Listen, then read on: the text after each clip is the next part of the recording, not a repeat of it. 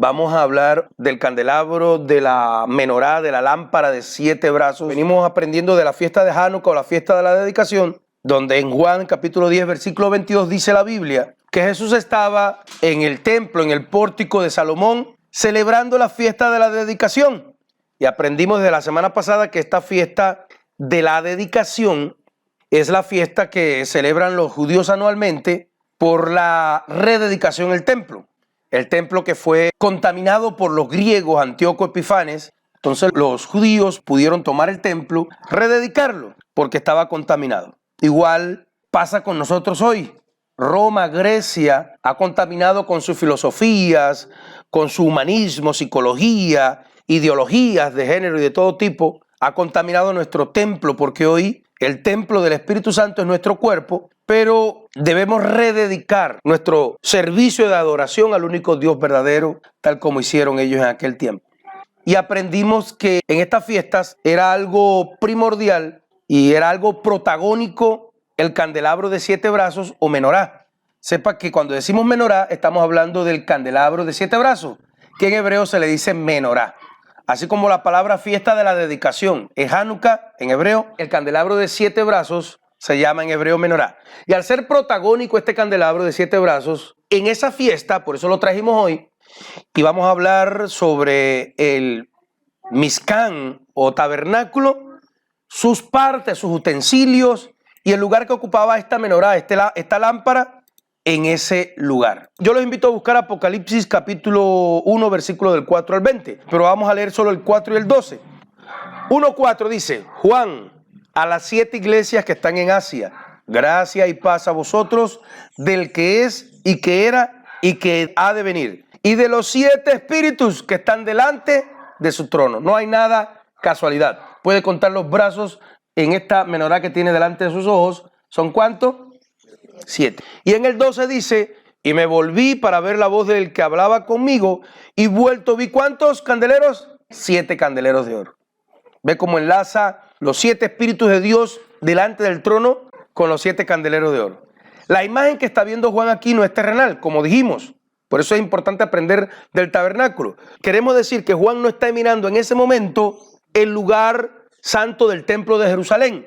Él está mirando en el espíritu, no sé cómo es, pero está mirando realmente ¿cuál? El templo celestial, el que está en el cielo, el cual, como la ley nos enseña, se lo dio Dios como modelo a Moisés para seguir, para construir el tabernáculo del desierto y también, posteriormente, construir el templo de Salomón. Y el candelabro, que es el que nos toca aprender hoy, estaba junto con los panes de la mesa de la proposición y el altar del incienso ya delante de la cortina que daba lugar al lugar santísimo, que representa el trono mismo de Dios, que es el arca del pacto. Apocalipsis 4:5 dice: y delante del trono ardían 7 lámparas de fuego, los cuales son los 7 espíritus de Dios. Aquí mismo está diciendo en Apocalipsis que el arca tipifica el trono de Dios. ¿Por qué? Porque dice que delante del arca estaba los 7 espíritus o las 7 lámparas de fuego, que es la menorá. Bueno, esto todo es muy abstracto, pero cuando nosotros lo aprendemos, después podemos ver grandes verdades espirituales. El Espíritu Santo de Dios es la llama que arde sobre el candelabro. ¿Por qué? ¿Cómo Dios lo mandó a hacer? Mandó a hacer la menorá a martillo, sin hacer fundición. En aquellos tiempos conocían la fundición, pero Dios le pidió que lo hicieran a martillo. Y tenían que hacer un brazo central, y ese brazo central estaba comunicado interiormente con 6 brazos laterales. 3 a la derecha y 3 a la izquierda. Esto no era por gusto, porque el mismo aceite que le echaba el sacerdote en el brazo central era el aceite que se compartía con los brazos laterales. En otras palabras, el brazo central le compartía el aceite a los brazos laterales. ¿Qué quiere decir esto? Bueno, esto tiene gran importancia, porque este brazo central tipifica a Cristo. Se le dice el siervo, porque a Cristo, dice la Biblia literalmente, que Dios lo ungió, que el Padre Celestial lo ungió con el Espíritu Santo. ¿Se acuerda? Dice, el Espíritu Santo está sobre mí y me ha ungido para dar buenas nuevas a los pobres, para llevar libertad al cautivo, vista al ciego. Bueno, ese brazo central comparte el aceite con los 6 brazos El número 7, para usted, ¿qué representa en la Biblia? El número 7 representa perfección. El número 7 representa la perfección de Dios. Pero si a usted, a la menorá, al candelabro, le quita el brazo central, ¿cuántos brazos quedarían? 6. ¿Qué dice la Biblia del número 6? ¿Qué dice del 666? Dice que es número de hombre. Ahí está el humanismo, la psicología, el positivismo, el comunismo, todo aquello que al ser humano se le ocurre sin Dios. Pero cuando nosotros, la iglesia, que es representada por los 6 brazos, el pueblo de Dios, todo el pueblo de Dios del mundo completo, se le comunica el aceite que tiene el Mesías, que tiene el brazo central, entonces ya no es 6, ya somos ¿cuánto? 7. Entonces el hombre que está equivocado en sus argumentos, en sus ideas, que dice esto sí o esto no, dice que el LGTB, la ideología de género sí, el feminismo sí, la virginidad ante el matrimonio no, todas esas ideas que el hombre se le ocurrió, que el hombre tiene, son número de hombre, pero cuando se conecta con el Mesías y tiene el mismo aceite de la revelación del Espíritu de Dios, tiene la misma iluminación, el mismo fuego, entonces ya no queda el ser humano en número de hombre, se completa y el ser humano llega a la perfección, llega a ser uno con la perfección que es Dios. ¿Cuántos dicen amén? Bueno, el brazo central es Jesucristo, el Señor Jesús, y los 6 brazos representan la congregación. Y el Espíritu Santo de Dios es la llama que arde, que ilumina el camino del lugar santo al lugar santísimo. Es una sola llama dividida en 7 brazos por un mismo conducto que permitía el paso del aceite. Los 7 brazos que conforman al candelabro simbolizan lo siguiente, como dije, lo humano, que es el número 6, representan al hombre. Y el hombre fue hecho el 6º día de la creación. Lo puede ver en Génesis 1, 26, en Apocalipsis 13 y 18. Dice aquí, Apocalipsis 13, 18, aquí hay sabiduría. El que tiene entendimiento cuente el número de la bestia, pues es número de hombre. Y su número es 666. Con eso quiere decir que el anticristo va a ser 666. Es decir, no sabe cuántas peleas tuve en el seminario con los profesores, porque todos lo querían llevar a la psicología. Hubo uno que dijo, cuando estábamos leyendo el pasaje de la samaritana, que Jesús le dijo, porque 5 maridos has tenido y el que tienes ahora no es tu marido. Uno levantó la mano. No, eso es que, profe, que Jesús sabía psicología. Jesús utilizó psicología para descubrir la vida de la samaritana. Y el profesor dijo, como dice, y yo, no puede ser que los psicólogos después copiaron cosas de la Biblia, algunas las torcieron y otras las enfangaron. Dios es el sabio de los sabios, Él sabe cómo tratar. Además, la Biblia nos enseña que lo que utilizó Jesús para hablar con la samaritana fueron los dones del Espíritu, discernimiento, ciencia, palabra de sabiduría. Entonces, hoy muchas iglesias grandes deben tener un departamento, bueno, antes de la pandemia, un departamento de psicología pastoral. Y estaban ya comenzando a obligar a los pastores a tener un cartón de psicología para poder dar consejería. Y entonces decía nuestro pastor Miguel Antonio, si ahora hay que ser psicólogo para poder dar consejería, entonces ¿dónde quedan los dones del Espíritu? ¿Dónde queda la palabra de ciencia? ¿Dónde queda la palabra de sabiduría? ¿Dónde queda la revelación? Ve lo que es número de hombre 666 y eso será el anticristo y eso está tomando la iglesia. Hoy es mentalidad positiva, prosperidad, psicología, humanismo. Es lo que se está metiendo en las iglesias y están dejando lo sobrenatural de Dios. El 666. Bueno, el 7º, como dije, representa a Jesús. Mateo 23, 8, unidos a Jesús somos 7, somos eternidad. Sin Él simplemente somos 6, número de hombre, finito y mortal. Él nos comunica el aceite, la unción, porque estamos interconectados entre nosotros con Él. Por eso es lo importante la congregación. Por eso dice la Biblia, no os dejéis de congregaros como muchos tienen por costumbre. Porque Jesús nos comunica ese aceite cuando estamos unidos con Él. Estamos interconectados con Él. Por lo tanto, Él nos comparte el mismo combustible espiritual para tener la iluminación de la revelación. Por eso, como les dije, todo pensamiento, filosofía, psicología, política, mente positiva, métodos humanos de lucha que adopta la iglesia hoy, en el cual no está Jesús, es puro número de hombres. Todas esas marchas para la paz, todo eso es puro número de hombres. La iglesia en Pentecostés, dice la Biblia, en Hechos capítulo 2, versículos del 3 al 4, se les aparecieron lenguas repartidas como de ¿qué? de fuego, asentándose sobre cada uno de ellos, y todos ellos fueron llenos ¿de qué? ¿De psicología? ¿De humanismo? ¿De política? ¿De amistad con el alcalde? ¿De qué fue?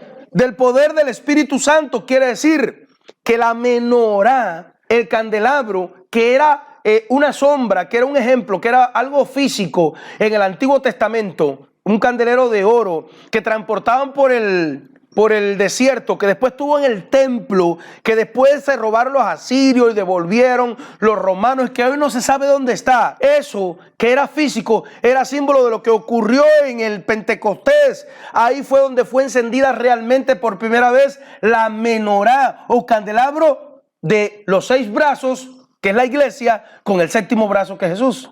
Porque dice que allí, por el poder del Espíritu Santo, se encendieron como lenguas de fuego repartidas sobre la cabeza de cada creyente. La misma unción sobre todos los creyentes, el número 6, más Jesús, el 7º, es el candelabro realmente hoy. La iglesia de Dios tiene que iluminar con la luz del Espíritu Santo, pero lo apaga cada día más el humanismo, como dijimos, la psicología, la mente positiva, los métodos humanos de lucha que adoptan las iglesias hoy. ¿Cuándo ocurrió esto del encendido de la menorá? El día de Pentecostés. Habla de esas llamas de fuego en alusión al candelabro que se enciende por primera vez, y es la iglesia que es llena del Espíritu Santo de Dios. Entonces, ¿cuál es la menorá de hoy? Dios no necesita una menorá de oro en un lugar, porque la menorá de Dios hoy es la iglesia encendida en el Espíritu Santo de Dios, no encendida en psicología, en humanismo, en mente, en positivismo, no, más bien en el Espíritu Santo de Dios. ¿Para qué? ¿Para qué Dios quiere esa luz encendida sobre cada creyente? Ese fuego, esa unción del Espíritu Santo, para alumbrar al mundo con la revelación del Salvador del mundo. Mateo 5, 14 y 16, mas vosotros sois la luz del mundo. Una ciudad asentada sobre un monte no se puede esconder, ni se enciende una luz y se pone debajo de un almud, sino se pone ¿dónde? Sobre un... Cuando nosotros hemos estudiado por años y hemos oído predicaciones que hablan de este versículo, ¿de qué candelero usted cree que estaba hablando? ¿Cuánto tiempo nos han tenido escondidos estas cosas que tienen que ver con las fiestas? Dice, no se enciende una luz para ponerla debajo de un almud, sino sobre un candelero, sobre el candelabro de 7 brazos. Eso es lo que está hablando. Y alumbra a todos los que están en la casa. Así alumbre vuestra luz delante de los hombres, para que vean vuestras buenas obras y glorifiquen vuestro Padre Celestial que está en los cielos. Siempre que nos explicaron este pasaje, nosotros entendíamos que estaba hablando de que en la casa de una familia hebrea no se encendía una luz para esconderla debajo de la mesa, sino para que alumbrara a los de la casa. Pero realmente está hablando de que no se enciende una menorá con el Espíritu de Dios para esconderla, sino para que alumbremos el mundo y le demos la revelación de Jesús, el Rey de Reyes, el Señor Jesús, el Cristo de la Gloria. Haciendo alusión mismo a esa llama, todo lo que es la Biblia, todo tiene que ver con lo mismo. Cuando Pablo dice, no apaguéis el Espíritu, en 1 Tesalonicenses 5:19, ¿de qué está hablando? Acuérdese que Dios le dijo a Moisés que no se podía apagar nunca la lámpara en el templo. Cuando le dice el apóstol, no apaguéis el Espíritu, está hablando de la luz de la menorá. La llama que arde sobre cada creyente en este momento, que era tipificada por la sombra de la menorá en el tabernáculo. Entonces, las luces del candelabro, que simbolizan también, simbolizan el camino, la verdad y la vida. ¿Por qué? Oiga esto. Tanto en el desierto como en el templo físico en Jerusalén, la única luz que alumbraba el lugar santo, ¿cuál era? Porque eso eran cortinas gruesas. Entonces, en ese lugar santo, lo único que alumbraba era la menorá, la lámpara de 7 brazos. Entonces, el camino al lugar santísimo, en el lugar santísimo, ¿qué estaba? Dijimos, ¿qué había en el lugar santísimo? El arca del pacto, que representa la presencia o el trono de Dios. La única luz para el poder llegar en la oscuridad al trono y la presencia de Dios era el candelabro. Entonces, simboliza que el candelabro alumbraba el camino del sacerdote para ir hacia el arca, que simbolizaba el trono santo del Padre Celestial. De la misma manera, la iluminación del Mesías, el Cristo, que nos comparte el aceite del Espíritu Santo, que ilumina nuestro entendimiento, es el único camino que nos alumbra al camino al Padre Celestial. Juan 14:6. Y Jesús les dijo, yo soy el camino y la verdad y la vida, y nadie viene al Padre si no es por mí. Ve cómo tenía que ver todo. Por eso tenemos que entender todos estos lugares del tabernáculo. Esto es Biblia, esto es palabra. Parece primero abstracto, pero a medida que nosotros vamos aprendiendo, nos va dando revelación, vamos entendiendo y metiéndonos en esta esencia, en esta verdad. Pero también nosotros somos responsables de compartir esa luz que nos comparte Dios con el mundo para que la pueda ver. Como dijimos, nadie enciende una luz sobre un candelero para esconderla, sino para que la vean. Y pastor, llevo 3 años, qué bendición, llevo 3 años en ese trabajo y nadie sabe que soy cristiano. La lámpara nos guía hoy en medio de la oscuridad de la vida. Psicología, filosofía, humanismos, ideologías de todo tipo. Y la palabra de Dios iluminada, porque la palabra de Dios la tienen también los testigos de Jehová, los adventistas, los mormones, los católicos, pero la palabra de Dios iluminada por el aceite del Espíritu Santo es la que de verdad nos da el camino al Padre. La Biblia la tiene todo el mundo. Hay algunos que la tienen en sus casas y no la leen. Pero la palabra de Dios iluminada por la llama, alimentada por el aceite de la unción que nos comparte el Mesías, el Cristo de la gloria, es el camino seguro al Padre. Por eso dice 2 de Pedro 1:19, tenemos también la palabra profética más segura, a la cual hacéis bien a estar atento como antorcha que alumbra en un lugar oscuro. ¿De qué está hablando? Todo habla de lo mismo, como no lo veíamos antes. Hasta que el día esclarezca y el lucero de la mañana salga en vuestros corazones. El mundo está en tinieblas y la iglesia tiene la responsabilidad de alumbrar tal como hace el candelabro de 7 brazos en el lugar santo, para que el mundo pueda ir a través de la luz de Jesucristo, y quien al ser la palabra de Dios es el único camino al Padre Celestial y a la eternidad. Como leímos, Jesús dijo, yo soy el camino, yo soy la verdad y yo soy la vida.